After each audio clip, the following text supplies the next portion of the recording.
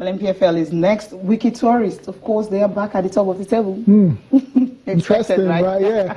No, not expected because I didn't think Rangers were going to draw their home game. So I thought, okay, Wiki Tourists will win at home, Rangers will win at home, and Rangers will still be at the top. Exactly, still be the same at the top. Rangers first and Wiki Tourists second. But it wasn't meant to be. Rangers drew that game.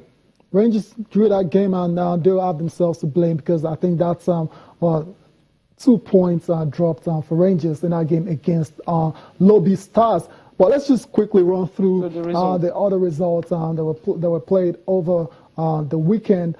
Shooting Stars beat Niger Tornadoes 3-1, very, very convincing and good win for Shooting Stars of Ibadan in that one. Rangers 1-1 against Lobby Stars. Atlan 0-0 against Ifeanyi Uba. Sunshine Stars won their own game. That goal was scored by Dele Olorodare. 1-0 they defeated Rivers FC. Canopilas 1-0 over MFM.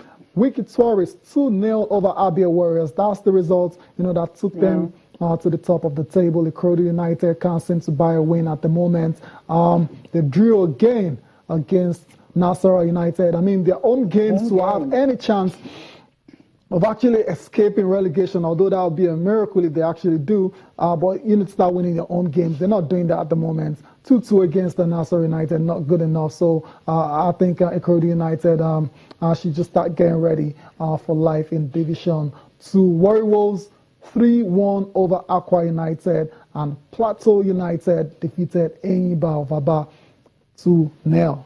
And the results I was actually expecting to actually be a good one was that of Ikorodu, playing at home, thinking how you can actually see to move up the ladder. But right now, it's like they're not really interested. They just want to go and take a look at the top four, what you have there. Wiki Tourists still at the top, overtaking Rangers. And of course, the goal difference is pretty much. Cecilia, last year, talk about the goal difference. I mean, but right now, it's I mean, it is counting in their favor. It's really counting. And Rivers, of course, 26 games.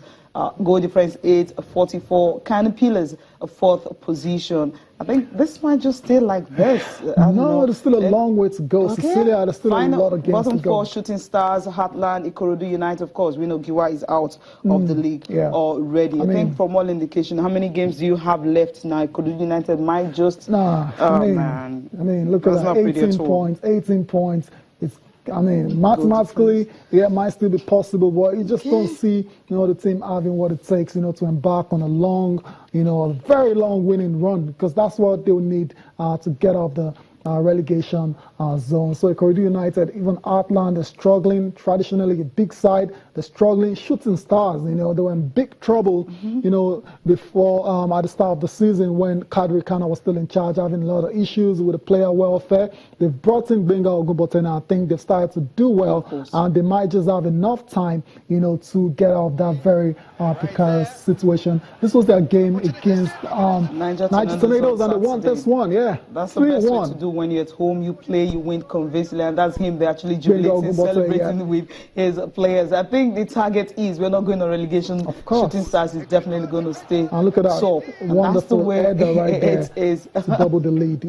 Quickly before we leave, we'll just look at what happened at the weekend in other sport. Lewis Hamilton, of course, he was able to, I thought he's starting second, he's not on pole and all that. Rosberg would just take it and win it. But somehow, as difficult as that terrain is when you're overtaking, in Hungary, is always very difficult. Rosberg mentioned it, but Lewis Hamilton somehow was just able to pick the limelight. And right now, if we check the driver's standing, he's at the top. Oh, incredible. I mean, few races ago, Rosberg was on top. He had as many as 43 points ahead of Hamilton. And we thought, okay, what's going on here?